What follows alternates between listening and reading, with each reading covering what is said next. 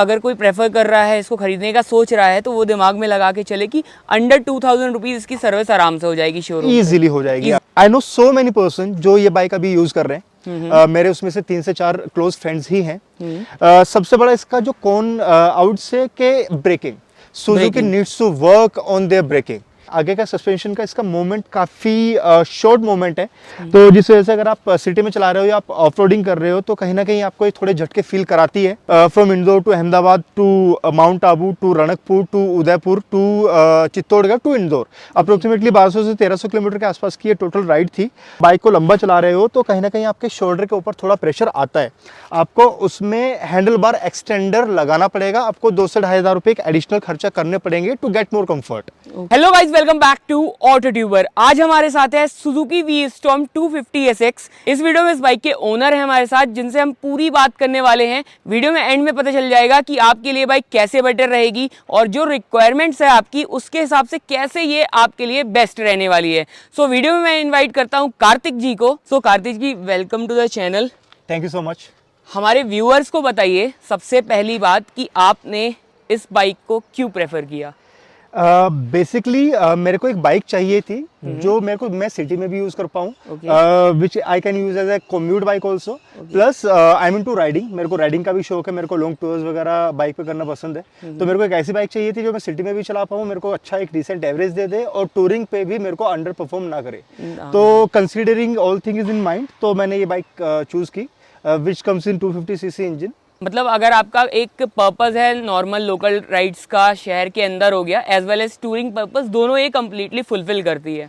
Exactly, basically since it's a 250cc bike, तो अगर आप सिटी में हैवी ट्रैफिक में चला रहे हो या you are a daily commuter, आपको डेली बाइक से ऑफिस जाना है या फिर ऑफिस के बाद में आपको सिटी में ट्रेवल करना है, तो यू नीड अ इंजन जो सिटी में आपको हीट ना करे, सिटी में आपको डिस्टर्ब ना करे, आपको और बेसिकली हीट ना करे और लाइट वेट व्हीकल रहे, एक तो एग्जैक्टली ट्विक्स करने में आराम से, ट्रैफिक पे कोई दिक्कत नहीं होती है। एग्जैक्टली, ट्विक्स करने में इजी रहे। देन उसके बाद में आपका फ्यूल इकोनॉमी आपको डिसेंट फ्यूल इकोनॉमी दे दे। फ्यूल इकोनॉमी अभी कितना आप इससे फ्यूल मतलब एवरेज वगैरह कितना ये दे रही है? Well, as per 250cc engine, I'm really satisfied with the fuel economy. अभी मेरे को सिटी में अप्रोक्सीमेटली 42 to 44 के आसपास का फ्यूल इकोनॉमी 42 to 44, मतलब ये डिसेंट एवरेज है। मतलब वेल गिवन फ्यूल इकोनॉमी। इससे पहले मैं एक जो बाइक यूज कर रहा था वो 150cc की बाइक थी, और उसके 6 महीने के बाद, कम से 6 महीने के बाद अप्रोक्सीमेटली उसका जो फ्यूल इकोनॉमी था वो 40 के आसपास आ गया था। 40 के आसपास? Yes, considering 250cc engine instead of 150cc, अगर ये मेरे को 44cc का फ्यूल इकोनॉमी सिटी में दे रही है, तो I'm quite happy with it. इसके पहले कौन सी बाइक आप यूज कर रहे थे? I was using Avenger 150 Street before this. और उसका फ्यूल इकोनॉमी सिटी में बात करूं तो 40 के आसपास था, और सिटी से बाहर अगर मैं बात करूं हाईवे में तो 42, 43, 44 के आसपास का वो मेरे को दे देती थी। लेकिन इसके साथ में यहाँ पे थोड़ा ऑपोजिट है। If I am like running it on a highway, और अगर मैं इसका 80-90 की स्पीड पे अगर मैं इसे क्रूज कर रहा हूँ तो इसका फ्यूल इकोनॉमी गिरता है। हाई रेविंग इंजन, तो अगर सिटी में मैं चला रहा हूँ तो सिटी में मेरे को 42, 44 का आसपास का ये एवरेज दे देगी। वहीं अगर मैं हाईवे पे इसे दौड़ा रहा हूँ तो 36 to 38 के आसपास का फ्यूल इकोनॉमी मेरे को देती है। It's a high raving engine, अगर मैं इसे हाईली रेव कर रहा हूँ तो उसका फ्यूल इकोनॉमी गिरता है। मतलब हाई आरपीएम पे इसको राइड करने पे एवरेज आपका कम होता है। एग्जैक्टली। तो हमने यहाँ पे फ्यूल इकोनॉमी की बात कर ली, काफी डिसेंट आपको एवरेज देती है बाइक, और हाई आरपीएम पे आप क्रूज करते हो तो वहाँ पे थोड़ा सा एवरेज ड्रॉप होता है। मैं कुछ क्वेश्चन करना चाहूँगा कि आपने जब इस बाइक को प्रेफर किया, समथिंग अराउंड 3 महीने हो रहे हैं आपको इसको यूज करते हुए? एग्जैक्टली, मैंने इसे एग्जैक्टली परचेज किया था दिवाली से एग्जैक्टली 5 से 6 दिन पहले। Okay, so it's been 2 months completed. Third month is running, yeah, exactly. So उस टाइम पे आपने कौन कौन सी बाइक शॉर्ट आउट की थी कि, और उसके बाद इसे कैसे फाइनल किया, कैसे ये आपकी नीड्स को कंप्लीट कर रही है, तो वो थोड़ा हमारे व्यूअर्स को। या बेसिकली मेरा पर्पस सेम ही था कि मेरे को सिटी में भी कम्यूट करना था उससे, और मेरे को राइडिंग भी करना था, मेरे को लॉन्ग टूर्स भी करना था। तो मेरी जो शॉर्टलिस्टेड थी दैट इज हिमालयन 411 जो पुराने वाला मॉडल था। वन इज KTM Duke 390 जो कि नए वाला वेरिएंट आया है 2023 में जो रिसेंटली लॉन्च हुआ था। वन इज दिस, ठीक है। तो ये 3 बाइक मेरी शॉर्टलिस्टेड थी। इसमें जब मैंने 2-3 लोगों से ओपिनियन लिए, there are some rider friends of mind जो इस बेसिकली सेगमेंट में expert, I would consider them. तो अगर आपको सिटी कम्यूट में चाहिए तो आई वुड से कि हिमालयन कहीं ना कहीं आपको fuel economy it will get heavy on your pocket, I would से। ठीक है, और फिर उसमें ये भी था कि हिमालयन 411 अगर आप परचेज कर रहे हो तो हिमालयन 450 भी आने वाली थी, खैर अब लॉन्च हो चुकी है वो, बट उस टाइम पे आने वाली थी। तो मेरे माइंड में कहीं ना कहीं ये भी था कि मैं उसका वेट करूं, बट जैसे हम हिमालयन की हिस्ट्री उठा के देखते हैं तो जब BS4 जब हिमालयन आई थी तो वो रिकॉल भी हुई थी कुछ बाइक्स, उसमें परफॉर्मेंस का भी कुछ इश्यूज थे। हाँ, परफॉर्मेंस और बॉडी स्ट्रक्चर वाइज भी कुछ मेजर इश्यूज थे। एग्जैक्टली, उसके अंदर कुछ फेलियर इश्यूज थे। तो कंसीडरिंग दैट कि अगर मैं नई हिमालयन भी कंसीडर करता हूं तो मेरे को उसके लिए रुकना पड़ेगा एटलीस्ट जब तक उसका पूरा एक मेरे पास परफॉर्मेंस उसके सामने नहीं आ जाता कि कैसा ये बाइक परफॉर्म कर रही है उसका। हाँ। एक बार बहुत सारे मतलब मोस्ट उसके रिव्यूज नहीं आ जाते जब तक प्रॉपर ऑफ-रोडिंग के और सारी चीजों के। तो एक चीज है यहाँ पे, अगर आप सुजुकी ब्रांड पे जाते हो ना, मैं इसकी फिट एंड फिनिश भी आपको सिनेमैटिक पे शेयर कर दूंगा, आप प्रॉपर देखोगे ना, एक एक पैनल गैप्स काफी अच्छे हैं, काफी डिसेंट हैं, और आपको कहीं ना कहीं से मतलब एक प्रॉपर अच्छी वाली फिनिश मिलने वाली है कि हाँ, एक आपने जो पैसे इन्वेस्ट किए हैं वो प्रॉपर अच्छी जगह गए हैं। तो ये जो पैनल गैप्स वगैरह हैं ये भी कम है, हिमालय वगैरह में ये भी थोड़ा सा आपको एक्सपोज रहते हैं, तो यहाँ पे एक प्लस पॉइंट है सुजुकी के ऊपर जाने का। कम्यूट में ये मेरे को इसलिए भी एक बेटर लगी थी क्योंकि सुजुकी को कंसीडर किया जाता है कि अब आपको रिलायबल इंजन प्रोवाइड करता है, राइट। सो सुजुकी के पास में सिर्फ यही नहीं, बड़ी गाड़ियां भी हैं। Example Suzuki gives you Hayabusa, basically super bike का लेजेंड है वो, ठीक है। तो Suzuki knows how to build a big bike also, ठीक है। तो इसके अंदर जो टेक्नोलॉजी आती है दैट इज जीपी टेक्नोलॉजी, जो सेम सुजुकी अपने सुपर बाइक्स में, बड़ी बाइक्स में यूज करता है। और इसका बड़ा भाई भी आप कह सकें या बड़ी बहन 650, सुजुकी वी-स्टॉर्म 650 भी आपको देता है। तो basically GP technology do what कि अगर आप सिटी में कम्यूट कर रहे हो तो अगर आप बड़े गियर में भी चला रहे हो बाइक को तो बड़े गियर में आपको बार बार गियर नॉक नहीं करेगी, आपको बार बार गियर चेंज करने की जरूरत नहीं पड़ेगी। और अगर आप हाईवे पे परफॉर्म कर रहे हो, आपको इमरजेंसी ब्रेकिंग करनी पड़ी और आप छोटे गियर में बाइक को उठाना चाह रहे हो तो सेकंड गियर में it can easy go 60-70 kilometre per hour. तो हाई एंड बहुत अच्छा है इसका, मतलब आप रेव कर सकते हो up to the red line, जितना भी आपको रेव करना हो उसमें कोई भी इश्यूज नहीं है। तो ये पूरा एक पैकेज बना लेता है इस बाइक को प्रेफर करने का। जैसे इसकी मार्केटिंग हो रखी है ना कि एडवेंचर बाइक, उससे ज्यादा बेटर ये टूरिंग पर्पस अगर आपका है तो वो कंप्लीटली इससे फुलफिल करेगी। I would highly agree. Basically if you are looking for a hardcore adventure bike, आपको ऑफ रोडिंग ज्यादा पसंद है इंस्टेड ऑफ टूरिंग, आपको गड्ढों में कूदाना, पानी में चलाना ज्यादा पसंद है, I would suggest you go for Himalaya that will be best for off roading purpose. The basic reason is first of all आपका कंफर्ट, उसकी पावर के हिसाब से उसका बॉडी रेशियो हिमालयन का बेटर है। हिमालयन इससे कम से कम 2 से 2.5 इंच के आसपास लो हाइटेड है, तो आपको कहीं ना कहीं सेंस ऑफ कंफर्ट देती है, आपको सेंस ऑफ कंट्रोलिंग आपको ऑफ रोडिंग पे वो ज्यादा देती है क्योंकि आपके पैर वगैरह जमीन पे इजीली लग जाते हैं, फ्लैट फुट हो जाता है आपका, इसमें थोड़ा सा आपको आपका पंजा ही टिकेगा, फ्लैट फुट नहीं रहेगा इसमें आपका। फर्स्ट सेकंड, इसका इंजन 250 सीसी इज बेसिकली आपका अगर आपको ऑफ रोडिंग में चलाना है तो आई वुड सजेस्ट यू के हिमालयन हायर इंजन परफॉर्मेंस वहाँ पे ज्यादा लगती है और इनिशियल गियर्स वहाँ पे यूज होते हैं। जैसे कि आप 20-10 की स्पीड पे ही रहते हो तो वहाँ पे आपको आरपीएम थोड़ा सा ज्यादा चाहिए होता है, वो इसमें थोड़ा सा कहीं ना कहीं लैग करता है। सो सुजुकी को ये चीज कंसीडर करनी चाहिए। आपका भी मानना है कि इंजन के मामले में थोड़ा सा ट्विक्स करके, कुछ चेंजेस करके इसको थोड़ा सा पावर के टर्म्स में बढ़ा देना चाहिए, क्योंकि ये सेम जिक्सर वाला इंजन कैरी फॉरवर्ड किया गया है और प्राइसिंग थोड़ा सा ज्यादा आप पे कर रहे हो, एक प्रीमियम प्राइसिंग। बेसिकली इसमें एक चीज यहाँ पे कॉस्ट कटिंग भी करी है सुजुकी ने, मैं बोलूंगा। I have paid almost 245,000 for this, 2.45K, it's approximately 2.5 lakh रुपए। 2.5 लाख, 2.50 तो उसमें भी आपको जो एसेसरीज जो सुजुकी दे रहा है, आपको उसमें वाइजर मिल जाता है। ओके, ये विंड वाइजर, यहाँ पे विंड वाइजर मिल जाता है जो कि काफी छोटा साइज है। अगर आप इसमें टूरिंग में अगर आप देखोगे तो दिस इज नॉट सुटेबल, आपको ये थोड़ा बड़ा लेना पड़ेगा। ठीक है, उसके बाद में आपको नकल गार्ड मिल जाते हैं। ठीक है, देन उसके बाद में आपको इसके साथ में फिर एक माइनस पॉइंट्स भी हैं कि इसमें आपको लेग गार्ड नहीं मिलता।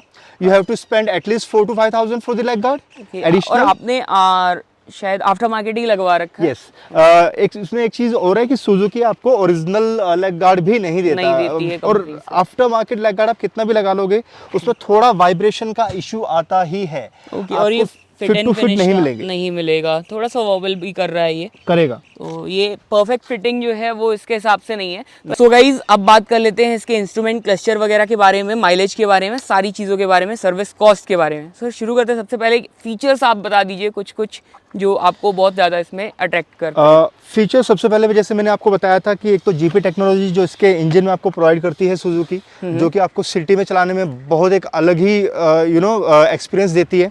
देन उसके बाद में आपको इसमें जो पैनल में जो इसमें चीज़ें मिल जाती हैं, आपको एक अच्छा खासा डिसेंट डिस्प्ले मिल जाता है, आपको मोबाइल कनेक्टिविटी मिल जाती है। You can connect this bike via Bluetooth with your phone.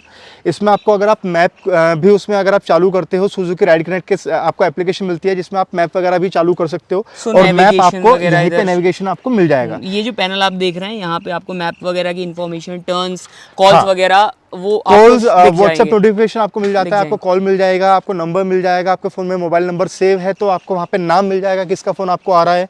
Then उसके बाद में आप अगर सपोज डायरेक्शन दे रहे हो तो आपको राइट टर्न लेना है कि लेफ्ट टर्न लेना है, और वो कितने मीटर्स बाद लेना है, वो सारी चीजें बाइक आपको पैनल पे ही इंडिकेट कर देती है। सारी इन्फॉर्मेशन आपको देती है। आपको सर्विस रिक्वायर्ड है, if there is anything wrong with your tyres, anything wrong with your कुछ भी आपका सस्पेंशन के साथ में इशू है, there are so many notifications on your panel जो कि आपको बाइक इंडिकेट कर देती है। ओके। सो एक चीज़ और मैं बता दूं, यहाँ पे आपको चार्जिंग पॉइंट भी देखने को मिल जाता है, और चार्जिंग पॉइंट के साथ आपको ये वायर के लिए हुक भी देखने को मिल जाता है, तो प्रॉपर आप अरेंज करके यूज़ कर सकते हो इसे। यहाँ पे एक चीज़ और आपको अच्छी मिल जाती है कि आपको 10 वोट का चार्जिंग पोर्ट मिलता है। देन उसके साथ में इसकी पोजीशनिंग काफ़ी अच्छी है, सुजुकी ने काफ़ी दिमाग लगा के पोजीशनिंग करी है, और साथ ही साथ मोबाइल अपना लगाते हो बहुत अच्छी लगी। प्लस पॉइंट है कि प्रॉपर आप अरेंज कर सकते हो वायर को, इधर उधर नहीं जाएगी वो। सो ये काफ़ी अच्छी चीज़ है। राइट। सो गाइस बात हो गई इसके फीचर्स के बारे में, अब बात कर लेते हैं इसकी सर्विस कॉस्ट के बारे में। बेसिकली सुजुकी आपको स्टार्टिंग की 3 सर्विसेज वैसे फ्री देता है, बट उसमें आपको ऑयल का प्लस चेन क्लीनिंग वगैरह का जो कॉस्ट है वो आपको बेयर करना होता है। ओके। इसमें एक बारी में 1.2 to 1.3 लीटर के समथिंग आपका ऑयल ये लेती है। और इसमें जो ऑयल यूज होता है वो सुजुकी का ही एसएक्स आता है, जो कि बेसिकली हायाबुसा वगैरह में भी वही ऑयल डलता है, यूज होता तो है। रिकमेंडेड वही है, और उसकी एक बोतल आपको कॉस्ट करती है 700 रुपीज।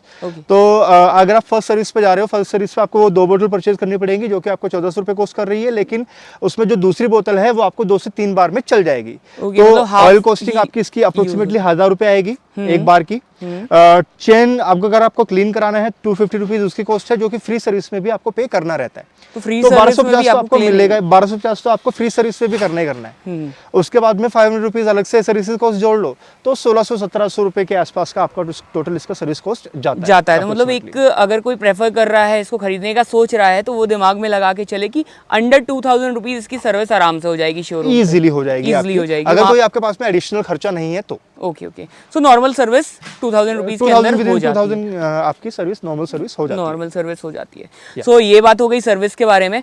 अब इतने सारे अपन ने पॉजिटिव इसके गिन लिए, अब बात कर लेते हैं कुछ ऐसे कॉन्स के बारे में जो आपको लगता है कि सुजुकी को इसे इम्प्रूव कर देना चाहिए। I know so many person जो ये बाइक अभी यूज कर रहे हैं। मेरे उसमें से 3 से 4 क्लोज फ्रेंड्स ही हैं।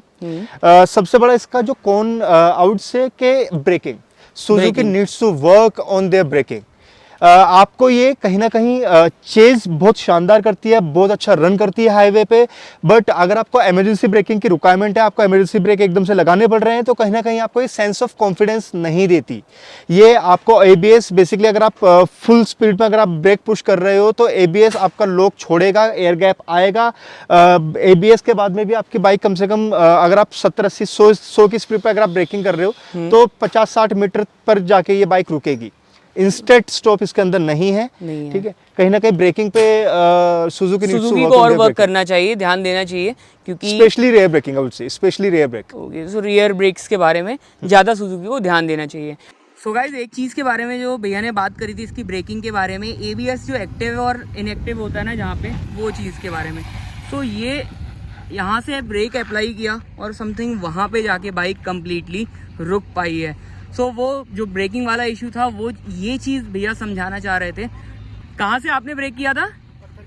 ओके, तो ये पत्थर के बाद से इन्होंने ब्रेक अप्लाई कर दिया था और यहाँ पे आके समथिंग आप डिस्टेंस देख पा रहे हो 10 meter approx. It is approximately 50 meter, 50 to 60 meter. अच्छा ये वाले ये पत्थर के पास। ओके ओके जहाँ पे साइकिल के पास में पत्थर है वहाँ से मैंने इसका फुल ब्रेक अप्लाई किया था पीछे वाला, और यहाँ पे आके रुकी अप्रोक्सीमेटली 60 मीटर दूर। 60 मीटर अप्रॉक्स दूर इसमें मैंने आके सिर्फ पीछे का ब्रेक अप्लाई किया था, मैंने आगे वाला ब्रेक अप्लाई नहीं फ्रंट ब्रेक यूज नहीं किया था। तो ये प्रॉब्लम आप समझाना चाह रहे थे ब्रेकिंग के बारे में। ओके ओके, तो ये चीज़ें हो गई इसकी ब्रेकिंग के बारे में। सस्पेंशंस के बारे में क्या कैसा कहना है आपका? सस्पेंशन पहली चीज़ मैं बोलना चाहूँगा आपको आगे के सस्पेंशन में, आगे का सस्पेंशन का इसका मूवमेंट काफ़ी शॉर्ट मूवमेंट है, तो जिस वजह से अगर आप सिटी में चला रहे हो या आप ऑफ रोडिंग कर रहे हो तो कहीं ना कहीं आपको ये थोड़े झटके फील कराती है। फर्स्ट सेकंड, पीछे वाले सस्पेंशन की इसकी बात करूंगा तो पीछे वाला सस्पेंशन आपको इसका काफ़ी स्टिफ मिलता है। अगर आपके पास में अगर आपका पिलियन जो है, पिलियन के विदाउट पिलियन अगर आप इसमें राइड कर रहे हो उस कंडीशन में भी आपको थोड़े झटके फील कराती है। ओके, लेकिन अगर आपके पास में पिलियन है और आपने प्रॉपर इसके ऊपर लगेज वगैरह कैरी किया हुआ है, इन दैट केस थोड़ा आपको डिसेंट मोमेंटम मिल जाता है, but for that solo riding पे थोड़ा सा स्टिफ सस्पेंशंस exactly. है। सो स्टिफ सस्पेंशंस के अपने पॉजिटिव भी हैं, थोड़ा हैंडलिंग बेटर हो जाती है, लेकिन Right. जर्क्स वगैरह आपको थोड़ा ज़्यादा फील होता है। सो बात हो गई इसके सस्पेंशंस के बारे में। राइडिंग कंफर्ट कैसा है, कितने किलोमीटर्स आपने राइड किया है, और एक मेजर क्वेश्चन, अगर कोई राइडर इस वीडियो को देख रहा है तो इस बाइक के बारे में वो क्या क्या चीज़ें लेके चले कि लॉन्ग जर्नी में आपको क्या क्या दिक्कतें आएंगी, क्या क्या चीज़ें का आपको ध्यान रखना पड़ेगा? बेसिकली मैंने इसे परचेज किया है अभी 2 से ढाई महीने हुए हैं, अप्रोक्सीमेटली 3 महीने कंप्लीट हुए नहीं है, और मैंने अप्रोक्सीमेटली इसे 5000 किलोमीटर अभी तक मैं चला चुका हूँ। मैंने अभी तक इसमें से जो सबसे लंबी राइड की थी वो मैंने दिसंबर मिड में की थी, from Indore to Ahmedabad to Mount Abu to Ranakpur to Udaipur to Chittorgarh to Indore. Approximately 1200 से 1300 किलोमीटर के आसपास की ये टोटल राइड थी, जो कि मैंने 7 डेज में कवर की थी, बीच में गैप ले लेके। मैंने एक टाइम पे इसे मैक्सिमम 400 किलोमीटर के आसपास, यहाँ से अहमदाबाद 420-430 किलोमीटर के आसपास मैंने इसे यहाँ पे चलाया है एक सिंगल सिटिंग में। फ्यूल इकोनॉमी में आपको उतना दे देती है, बट द थिंग इज कि आपको ये बिल्कुल भी थकान फील नहीं होने देती, वो इसका सबसे बड़ा प्रो है। आप कितनी भी लंबी राइड पे उसे आप चला रहे हो, आपको थकान फील नहीं होने देगी। एक छोटा सा एडजस्टमेंट आपको इसमें करना पड़ सकता है, वो है इसके हैंडल बार में। अगर आप इसका स्टॉक हैंडल बार देखोगे, अगर आप बाइक को लंबा चला रहे हो तो कहीं ना कहीं आपके शोल्डर के ऊपर थोड़ा प्रेशर आता है, आपको उसमें हैंडल बार एक्सटेंडर लगाना पड़ेगा, आपको 2 से 2500 रुपये एडिशनल खर्चा करने पड़ेंगे to get more comfort. Okay, so handle bar का जो हाइट भी है वो थोड़ा सा पहले low है, कम है, थोड़ा तो low वो आप एक्सटेंडर लगवाना पड़ेगा आपको। बाकी जो आपने चीज़ें शेयर की राइडर के टर्म्स में, कंफर्ट में थकान नहीं होती है, वो सारी चीज़ें, वो पिलियन के टर्म्स में कैसा है, क्योंकि आप अपनी वाइफ के साथ राइड करते हो, उनका एक्सपीरियंस कैसा है? पिलियन के साथ में भी इसका काफ़ी पॉजिटिव फीडबैक मेरे को मेरे पिलियन से मिला है, विच इज़ कि पहली वाली तो सीट इसकी काफ़ी चौड़ी सीट है, पोजिशनिंग काफ़ी बेटर मिल जाती है उन्हें, स्ट्रेट बैक मिलती है उन्हें, तो लंबे राइड पे पिलियन को भी इसमें थकान नहीं होती। If you are looking for a bike जो कि आप सिटी में भी यूज़ कर पाओ, प्लस उसमें आप अच्छी खासी लंबी राइड भी कर पाओ with your pillion, you can blindly go for it. हाँ, ब्रेकिंग में मैं सजेस्ट करूँगा कि एक बार आप इसका टेस्ट ड्राइव लें, आप इसका ब्रेकिंग एक बार चेक करें, अगर आपको अपने अकॉर्डिंग कंफर्टेबल लग रहा है देन गो फॉर इट। एक ब्रेकिंग में छोटी सी चीज़ आप ये भी कर सकते हो कि जो इसके स्टॉक ब्रेक शू आते हैं रेयर वाले, आप उन्हें चेंज करा सकते हो। There are some after market bands also, very good product आपको देते हैं, काफी अच्छी है, हाँ, जो थोड़ा इंप्रूव कर सकते हैं इसका ब्रेकिंग परफॉर्मेंस कर सकते हैं। सो बात हो गई इसकी ब्रेकिंग के बारे में, सस्पेंशंस के बारे में, इंजन रिस्पॉन्स के बारे में थोड़ा सा बताइए। जैसे low end, mid end. Low end जैसे आपने इंट्रोड्यूस कर दिया कि ट्रैफिक में नॉक नहीं होती है, स्ट्रगल नहीं करती है, लो आरपीएम पे भी, हायर गियर पे अच्छी चलती है। हाई एंड पे कैसा इसका रिस्पॉन्स है, और रेड लाइन कैसा क्या ये टच करती है, उसके बारे में थोड़ा सा बताइए। Since it's a high raving engine, तो मैं बोलूँगा कि मैंने जितनी भी बाइक अभी तक चलाई है अंडर 300 सीसी सेगमेंट में, this has one of the most reliable engine on the in that segment. मैंने इसे easily 150 to 154 टच किया हुआ है। मैंने इससे ज़्यादा पावरफुल बाइक के साथ में इसे कॉम्पीट कराया है हाईवेज पर, प्रॉपर चेज करती है। मैंने प्रॉपर आपका ओवरटेक में आपको अच्छा खासा कॉन्फिडेंस देती है। आप इजीली, अगर आपके बराबर में कोई व्हीकल है जो कि आपका 80 to 90 किलोमीटर पर आवर पे क्रूज कर रहा है, आपको उसे ओवरटेक करना है, तो पूरे कॉन्फिडेंस से आपको पूरा कॉन्फिडेंस आपको ये देती है उसे ओवरटेक करने का, 120 to 110 पे आपको हाईवे पे क्रूज करने का। तो या engine is very good, high performing engine है, लंबे टूर पे और हाई स्पीड क्रूज पे भी आपको पूरा सपोर्ट करता है। सपोर्ट करते हैं, तो इंजन के मामले में थम्स अप है। Thumbs up, completely thumbs up. तो सारी चीज़ों के बारे में बात हो गई, इसके इंजन के बारे में, हीट के बारे में, ज़्यादा हीट अप नहीं होती है, कंफर्ट अच्छा है, सस्पेंशन थोड़ा सा स्टिफर साइड है, ब्रेक्स थोड़ा सा और बेटर हो सकते थे। तो लाइट का थ्रो कैसा है इसका नाइट में? एक बार मैं आपको एलईडीज दिखा दूँ, इसमें प्योर आपको एलईडी सेटअप मिलता है, हाई बीम और लो बीम। सो नाइट में इसका हेडलैम्प का थ्रो कैसा है? बहुत डिसेंट है। मैंने अभी तक काफ़ी बाइक चलाई भी है। If you ever haven't been to Ranakpur, तो वो पूरा एक जंगल एरिया है जहाँ पे आपको 20-30 किलोमीटर तक कोई इंसान ही नहीं दिखाई देगा।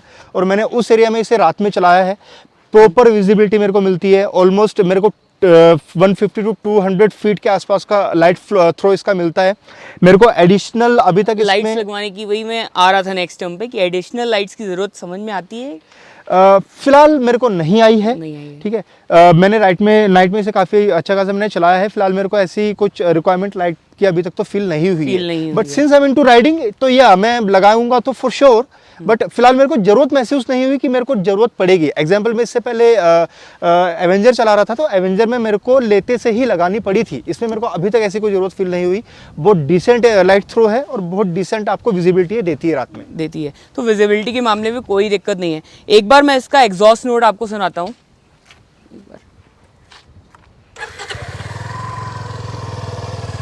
This is on low rev, normal ideal position पे ये आपका एग्जॉस्ट है। एक बार रैप करिए।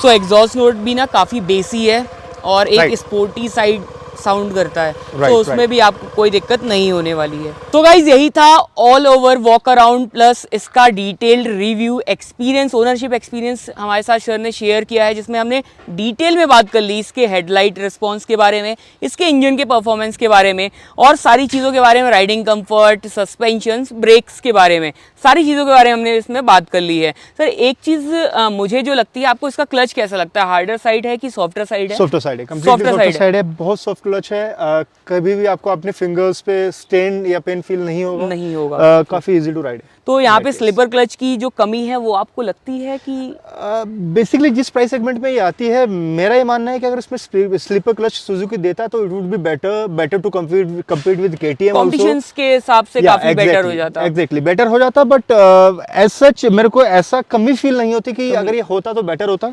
बिकॉज सुजुकी का क्लच काफी रिलायबल और लाइटर भी है, स्मूथ भी है। सो सिटी ट्रैफिक्स वगैरह के बारे में बात कर ली, एज सच कोई भी प्रॉब्लम नहीं होती है। तो ओवरऑल मैं आपको बोलूँ एक ओपिनियन देने के बारे में, जो लोग प्लान कर रहे हैं इस बाइक को लेने का, तो ओवरऑल क्या क्या चीज़ें उनको ध्यान पे रखनी चाहिए और किस नोट पे उन्हें बाइक प्रेफर करनी चाहिए, वो चीज़ हमारी एक सम अप कर दीजिए आप वीडियो को।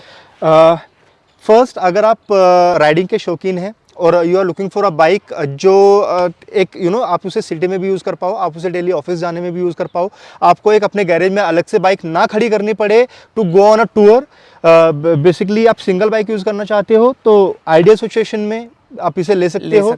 आपको राइड करना है विद पिलियन, इस सेगमेंट में इससे अच्छी बाइक उस हिसाब से नहीं है, बहुत कंफर्टेबल है पिलियन के लिए भी। इकोनॉमी आपको अच्छी चाहिए राइडिंग पे भी, तो you can go for it. तो ये सारी चीज़ों का आपको ध्यान रखना पड़ेगा। मोटर बाइक भी है और एक एडवेंचर बाइक भी, थोड़ा सा काइंड ऑफ कर सकते हैं एडवेंचर चीजें। और एक चीज और ऐड ऑन करना चाहूंगा, सॉरी टू इंटरप्ट, एक और चीज ऐड ऑन करना चाहूंगा। If you are like shorter than 5'8", 5'7", तो मैं सजेस्ट करूंगा कि एक बार शोरूम पे जाकर इसके ऊपर एक बार बैठ के एक बार प्रॉपर अपना पोस्चर समझ लीजिए, बिकॉज लेने के बाद हमें आपको ये फील ना हो कि ये बाइक ज्यादा हाइटेड है, because this is approximately 840 mm in height, जो कि हिमालयन से भी ज्यादा हाइटेड है, तो ये ज्यादा फील आपको हो सकता है, depends on person to person. So ये अपने अकॉर्डिंग आप देख सकते हैं, इसको राइड करिए शोरूम पे जाके। कोई भी बाइक लेने से पहले अपना पूरा मतलब जो आपको नीड्स हैं आपकी फुलफिल करनी चाहिए। ये हमारे तरफ से ओवरऑल एक एक्सपीरियंस वीडियो था। कैसा लगा गाइज एक्सपीरियंस वीडियो? हमारे साथ सर थे इसके ओनर, जिसमें हमने सारी चीज़ें कवर कर ली हैं। कुछ भी क्वेश्चंस है आप कमेंट सेक्शन में लिख दीजिएगा और सर की मैं इंस्टाग्राम आईडी भी दे दूंगा। अगर आपको इससे रिलेटेड कोई भी क्वेश्चंस है आप श्योर वहाँ पे जाके पूछ सकते हैं। तो गाइज कैसी लगी आपको वीडियो कमेंट सेक्शन में बताइएगा। अगर वीडियो अच्छी लगी तो वीडियो को लाइक करिएगा, चैनल को सब्सक्राइब करिएगा। हम आपसे मिलते हैं नेक्स्ट वीडियो में।